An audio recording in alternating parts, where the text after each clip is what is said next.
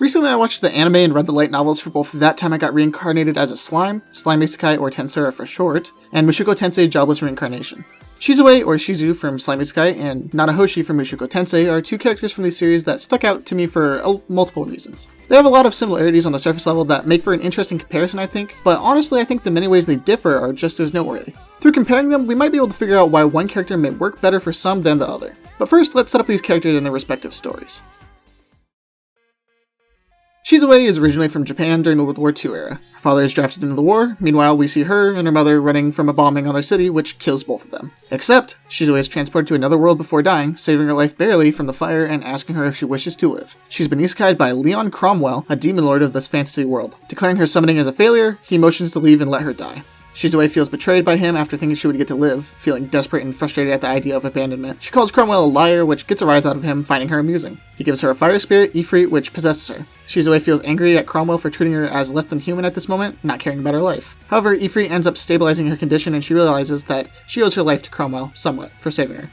At this point, she stays by his side, being used to kill intruders to Cromwell's castle with Ifrit's power. She feels some guilt for murder, as any young child probably would, but has a symbiotic relationship with Ifrit that keeps her emotions a bit restrained. Shizue has gained a bit of freedom and feels more at ease at this time. Here she trains with others in sword fighting because she doesn't want to be treated as special by Cromwell, growing pretty strong on her own. She also makes a close friend at this time, the two raising a fox together that the one girl found. The fox attacks Cromwell though, and he uses Ifrit and Shizue to kill it, and her friend, traumatizing Shizue massively. She goes through a huge range of emotions of sadness, regret, anger, but none of them really fully develop, and we don't go into super detail on any of them, as Ifrit takes control of her emotions and placates her. From this point on, she's very emotionless throughout the story. Cromwell says that he likes her resolve and, through a misunderstanding, gives her the name Shizu. Later, Cromwell abandons his castle when a hero attacks, leaving Shizu as a sacrificial pawn to fight the hero. Shizu has no real reason to fight after he's gone, and the hero actually ends up lending her emotional support, finally releasing her pent-up sadness. She travels the world with the hero for a time, but eventually the hero leaves her on her own for some reason that we don't know. Shizu feels sad and a bit abandoned again, but decides to set out to travel on her own across the world, not wanting to rely on the hero anymore. At this point, she travels around for a long time, nearly 50 years, and gains reputation for her strength as a swordsman, partially from being able to use some of Ifrit's power, being dubbed the Conqueror of Flames. She grows weaker after a while and is afraid of unleashing Ifrit and killing someone innocent again, so she gives up adventuring and becomes a teacher in a school for some other children who have been transported to this world from Earth, termed as Otherworlders. After a while as a teacher and feeling decent about the job she's done, she leaves her students, sensing that, again, her control over Ifrit is wavering. She begins traveling again, and at this point she meets Rimuru, the protagonist of Slime Isekai, and Ifrit is unleashed, but Rimuru defeats it. Shizu wakes up a week later in a weakened state and bonds with Rimuru, since they're both Otherworlders and relate to each other a lot. Knowing she's going to die soon, she asks Rimuru to eat her so that she can rest in peace instead of returning to the ground of the world that has hurt her so much. Here, Rimuru gains a human form and devotes himself to beating up Cromwell for hurting her so much. This is the end of her arc and involvement in the story, pretty much being contained in the first volume of the light novel and the first few episodes of the anime. In comparison, Nanahoshi from Mushoku Tensei's presence is much more spread out and continuous. This is because she isn't a central character necessarily, she's more of a side character with some importance, but doesn't serve as a main plot point often, whereas Shizu is central to Slime Isekai. We don't even see Nanahoshi until around volume 6 and are later properly introduced to her in volume 8 of Mushoku Tensei, so consider this a spoiler warning for things concerning her in the web novels. She hasn't appeared in the anime yet anyways.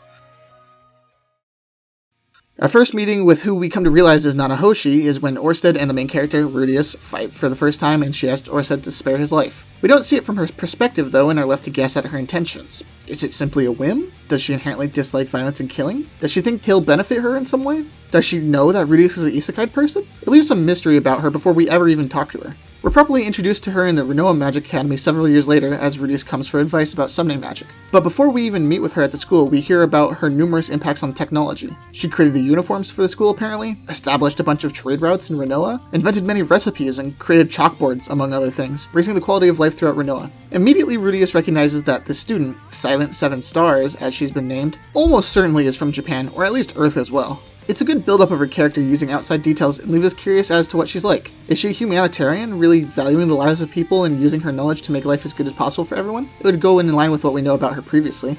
However, we don't realize that Silent 7 Stars is the same Nanahoshi who had Orsted spare Rudius' life until Rudius goes to ask her about summoning magic, hearing she studies it intensely. He immediately runs away in fear of Orsted being nearby after seeing her, but she reassures him that he's not nearby and the two start to get along more. Right away she questions him about being from Earth or Japan. However, Nanahoshi lets out some details and naturally assumes that Rudius is just like her. She talks about not aging and having no magic, assuming Rudius, who was also transported to this world, is exactly the same. But we, the audience, and Rudius both realize the disconnect and feel tension in the conversation. She's been transported as is from Japan, whereas he fully died and was reincarnated into this world, sharing none of those traits with her. As she speculates about him being from America, since his body doesn't look very Japanese, yet he still understands the language, and he ends up revealing that he was reincarnated, and instead of the happy excitement she had prior, we kind of feel her tone shift down and start to be a bit more disappointed instead. Nanahoshi tells Rudius that she despises this world.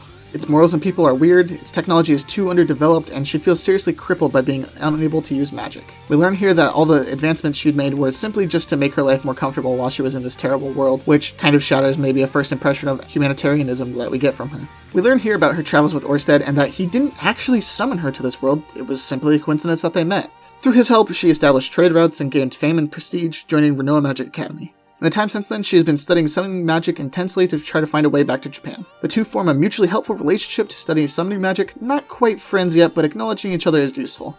After working with Rudius for many months on summoning magic, she runs an experiment with him to transport an inanimate object from Japan, the culmination of years of her research. They've been working together for quite a while now, a couple months at least, and have been interacting at least day to day, so they get to know each other a bit better by this point. However, they try the experiment and the magic circle fails, and they separate for the day. Rudius motions to leave, and right before he gets out of the building, he hears loud noises coming from her room. He enters in, and she's tearing up the room herself, smashing jars, knocking over tables and shelves. She completely loses herself to anger, punching the wall repeatedly and tearing her own hair out. Rudius moves to stop her while she screams about being unable to return. He calms her down, but she's inconsolable and just simply gives blank stares back at him, having given in to the failure and depression. Rudius is genuinely afraid that she'll kill herself, so he recruits his friends Zenoba and Cliff to help out with the research. Innovating in some aspects of the magic circle's design, like the geniuses they are, they give Nanahoshi hope again, and this time the experiment is actually successful. At this point, she opens up a bit more to Rudius, grateful for the help.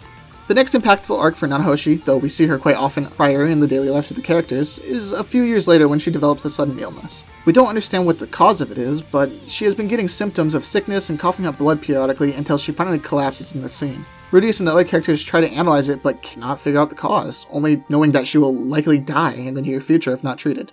Once again, Nanahoshi is placed in a terrible situation. She becomes ill and lifeless, staying in bed without much to do. Rudius goes and speaks with her, trying to comfort her in some way. She talks about how this world has so many issues. The medicine isn't very advanced, leading to her current sickness. People don't dress wounds or even clean themselves properly, crutching on magic, which she can't even utilize. Despite taking proper precautions because of this, she still gets sick and starts to give up on hope of living in this world and of recovering at all. She talks further about all the strange issues in this fantasy world and how she's a bit jealous that Rudius can live so happily in it. After a tense moment of silence, she sadly declares that she doesn't want to die, and the floodgates burst. Crying and upset, she vents about her frustrations at not aging and changing, and yet still being able to get sick and die. She feels like she's basically a corpse and doesn't want to die in this foreign world. Unlike Rudius, she has so many regrets and people she misses in Japan, including her family and her crush that she left behind. Yet she'll never be able to see them again, she feels. Rudius understands now the feelings of her loss and resolves to find a way to cure her and send her home again, which she's very grateful for. Through a lot of trouble and nearly dying, he identifies the disease and gets some herbs to cure it, saving her life. The two grow quite close at this point since she feels that she owes him a debt that she can't really repay. Nanahoshi's final part in Mushoku Tensei comes later when she thinks she's perfected the magic circle to summon her back to Japan with Perugius and Rudius' help. The night before she tries to send herself back home, her and Rudius talk for a while at his house. They discuss the situation that has led them to this world and how much she is grateful for how Rudius has helped her out. She also talks of feelings of inadequacy to Rudius, feeling like she hasn't changed or developed compared to him, but he reassures her that she's learned how to be more social and form friendships in this foreign world. Trying out the summoning for the next day, something interrupts the process and it fails completely. Nanahoshi analyzes further and takes this to mean that instead she is unable to return until some other condition is fulfilled, such as the summoning of her friends who were with her at the accident that transported her to this world. She comes to the conclusion that she must wait for them to be summoned, which might be much later, seeing as Rudius was summoned 10 years before she was in the same accident. Partially filled with feelings of disappointment and absolving herself to failure, she has one of Perugius' servants put her in a dormant state until her friend is summoned to this world, ending her place in the story. Perugius and Rudius choose to believe that fault in the magic circle is actually the cause of the malfunction, but they're unable to convince her. Perugius sets out to complete the magic circle properly in her absence. So that was a lot of details and the proper backgrounds for both characters in the stories. They both have pretty similar backstories in many ways, but with a lot of key differences that make them feel quite separate. To recap a bit, let's look closer at the traits of these characters and analyze them further. How would I describe Shizu's personality? She's a nice person, very quiet, pleasant. She is very subject to the whims of fate. No real agency for most of her life until her adventure days at least. I would say she's a very reactive character. She has very mixed feelings on the world. She hates, but is also grateful to Cromwell, and the world at large, honestly. She has no real strong emotions of hate or love for either, I would say. She also has adoration for the hero that saved her. She has lingering regret at being unable to save every isekai kid, but she is glad to have helped them somewhat. She is also longing for peaceful days in Japan with her mom. What do I think about her? She was the most compelling part of the early story for a lot of people, as stated in some interviews even. I think she's conceptually neat. She has a decent arc of feeling lost and indebted to others, trying to catch up and pay off her emotional debts. She also has a caring side, acting as a teacher to other isekai children and is concerned with their well-being. I also think she's a little bit inconsistent and hard to get behind. If she was just really mad at Cromwell or completely in love with the hero woman who saved her, it might be easier to place a finger on her motivation, but she's kind of placid and reserved. It's not bad at all to portray people like that, and it's probably more interesting than any of those other concepts, but it doesn't really give us an arc within her or direction for the character. I think maybe those ideas could have been expanded on better. Being so reactive combined with how mixed and reserved she is feels hard to put together an arc for her or really care about her that much. As a victim of circumstance, we sympathize with her and want to see her be happy, but only really out of the humane emotion of not wanting to see bad things happen to people who just straight up don't deserve it. It's not born of any deeper empathy or understanding of the character, it just sucks when bad things happen to good people. In contrast, how would I describe Nanahoshi? She's cold to others, not just like a I don't talk very much cold, but don't talk to me, and if I talk to you, I will say some mean shit probably. Not a very half-assed approach to being cold to others. She's very blunt. She's a victim of circumstance and fate as well, but she has a lot more agency, I would say. She decides to try to take action to try to go back home, and she decides to help Rudius when Orsted almost kills him. I would say she's a bit more proactive compared to Shizu. Straight up, she hates this world. Not much for mixed feelings, her only relief is Rudius and the few others who are helpful and sensible. She has honestly a lot of good reasons for hating it. It's inconvenient and is missing lots of the comforts at home. She hates the weird and mixed morality compared to Earth. She's at risk of dying to a random disease at any time since she's a foreign body and misses her family and worries about them. Lots of feeling of regret and worry about her home life and if she can return are present within her. She's a very hard worker. She completely neglects social aspects in this world to further her research and make her way home. I would also say she's smart, since she can understand these difficult magical concepts despite only arriving in the world about a decade ago. She's weak at present, but also strong in some ways due to Orsted's influence and help. She has a couple magical tools for protection to make her physically strong. She's very prone to anger and fits of despair. She doesn't hide her emotions, and she is quick to lash out at people. She also struggles with feelings of isolation and depression. I would also say she's narrow-minded in some ways. She's very quick to shrink when she feels she has exhausted all of her options, and she doesn't really see the value in people very often. Going along with this, she doesn't trust people very easily and often sees the worst in them and is quick to berate them or assume they are working against her. She has feelings of camaraderie with Rudius, Perugius, and Orsted though. She's also a very logical person. She can think through problems and come to good conclusions very often. She's also slightly jealous of Rudius, the main character's fortune in this world, since he was reincarnated instead of simply transported. What's her arc? She starts out not trusting people in this world very much, but gains someone similar to her and Rudius. Realizing they're quite different, even still, it takes time for her to warm up to him, but they end up helping each other. Through Rudius being compassionate when she has issues and helping her out in tough situations, she begins to respect him and the people of this world a little bit more. He breaks through her defenses a bit, but it never becomes about romance in any way. After better understanding that most likely she needs to wait for something external to return home, she gives up on researching her summoning magic and goes to sleep for many years. This decision is in contrast of what Rudius and Perugius both think, both of them thinking that it's probably just an issue with the theory of the magical circle, but she's tired from all the effort and thinks she's done all that she can. She decides what to do, and while most likely we disagree, she is in control of her own life. She's somewhat grateful to Orsted, but doesn't idolize him at all. She likes those who help her, but doesn't obsess or fall in love with Rudius, simply respecting and trusting him. She doesn't go back entirely on her stance of hating the morality and people of this world for being so backwards. That's her deep-seated worldview, and it won't be changed just by telling her that she's wrong. She has every right, honestly, to want to return to her world and family and dislike this one entirely. What do I think of Nanahoshi? I like her a lot, honestly. She has a well-defined personality and takes charge in her own life in many tangible ways. She feels like a real person and character that has her own logic and decision-making, not necessarily bound by the whims of others, though dependent on them at times. It is sometimes to her detriment, as she gets angry or falls into depression at times, but it feels in character and consistent. We get a real understanding of how she feels. I like that she doesn't completely 180 upon being told of a different viewpoint and doesn't fall in love with Rudius just for helping her. She's a real person who sticks with how she views the world and won't be convinced so easily.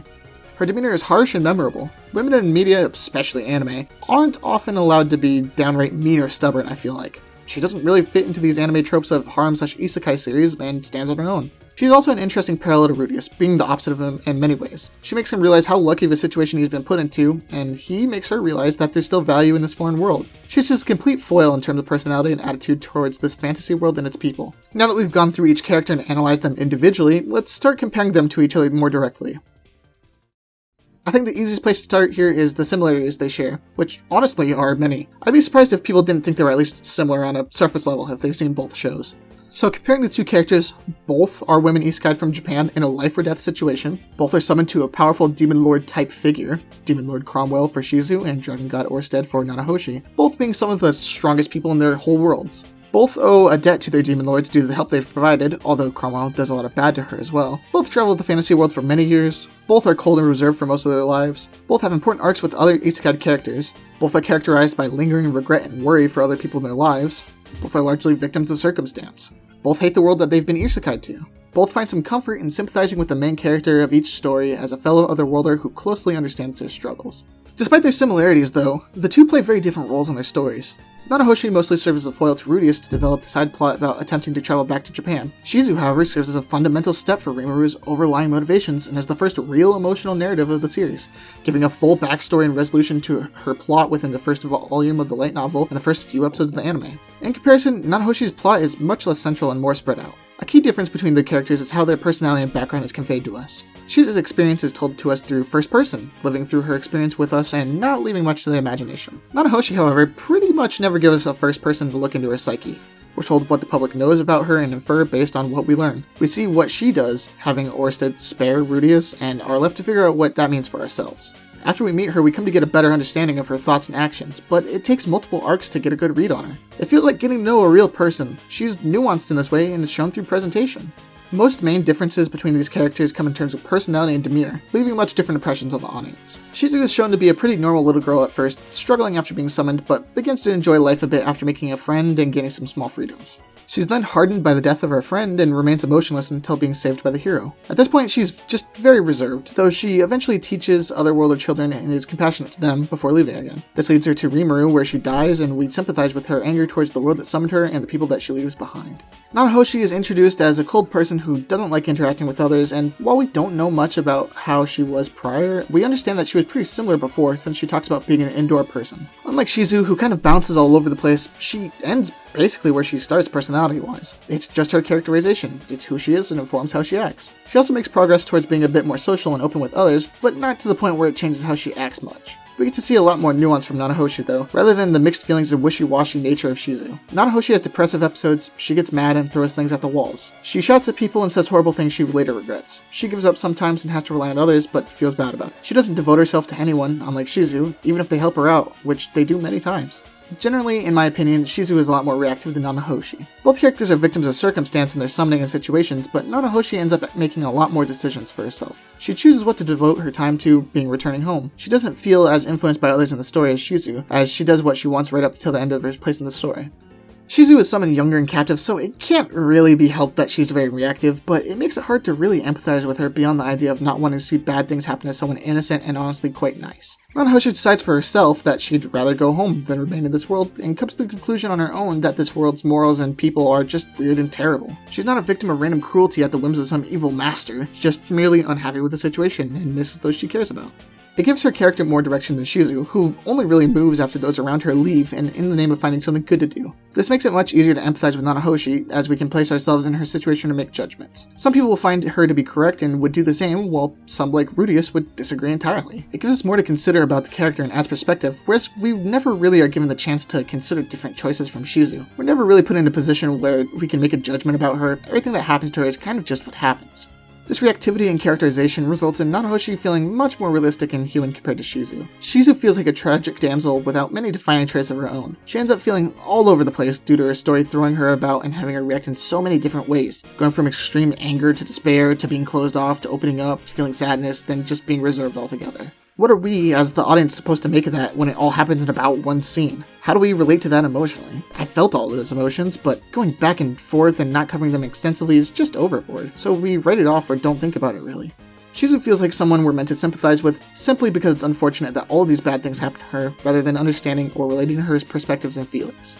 The least charitable interpretation of this is a character who is waifu bait sad girl that we wish could have been happier, but a tragic damsel in distress with a sad ending and not much more. Nanahoshi, in comparison, relates to the audience much less on that surface level of sympathy, and requires a little bit more digging and understanding to flesh out how she thinks. But I think that in doing so, you'll find that there's a lot there to unpack. Watching Nanahoshi lash out in anger and destroying a room at frustration of her repeated failures, despite her best efforts, is deeply relatable to anyone who has failed anything they've really cared about. Seeing her get angry at Rudius and say things she regrets works very well because it portrays a human and flawed sense of envy and self-pity. She gets mad at him for being upset when she feels that she has it much worse, which is something that isn't portrayed much but is a common feeling. It happens to all of us. We see her despair at her failures and give up, sometimes realizing her faults with the help of her friends and sometimes just not getting over them. It's all great and relatable characterization that makes her a fantastic addition to the story despite being a side character. Shizu, like I said before, is one of the most important characters of the first volume of Slime Isekai. It's where the main character, Rimuru, gets his human form. Her backstory takes up a good chunk of the story early on and serves as long-term motivation for Rimuru, him wanting to pay back Cromwell for how unfairly she was treated. Many people cite this arc and Shizu as one of their favorite parts of the story. In an interview with the anime's lead animator and character designer, Ryome Eibata, he says that Shizu was his favorite character design, and that the scene where Rimuru absorbs her to gain his human form was his favorite of the anime. Nobuaki Sugimoto, the anime's producer, said in an interview that him and the production team specifically focused on her portrayal in the series. She's hugely important to the show, but I feel that aspect isn't as good as it could have been if it had more proper setup. I didn't end up caring about her much by the end of her arc, although it was a bit sad. But it doesn't really stir up any long-lasting emotions or help the audience relate and understand themselves better, which are all things I would say Mushoku Tensei did much better in creating a similar character. To conclude, it comes to matters of taste and subjectivity in the end, but I think that Nanahoshi is a much stronger character for the reasons we've gone through already. She's much easier to relate and empathize with, while having real narrative depth in a way that I felt was mostly lacking from Shizu. Partially, I think it comes down to the goals of each narrative. While Mushoku Tensei lives and breathes for its characters, Slime Isekai's characters are much less detailed and the focus is on collecting and building many friends to make a nation. Mushoku Tensei works much better for me overall because, while there are fewer characters generally, they're much more fleshed out and easier to like than Slime Isekai's characters. I think that goes a long way in making a memorable character like Nanahoshi, whereas I felt Shizue was lacking in that aspect. Overall, these are the reasons I could see people really enjoying one character over the other, and for me, Nanahoshi is much more memorable and enjoyable than the very similar Shizue. Thank you for watching.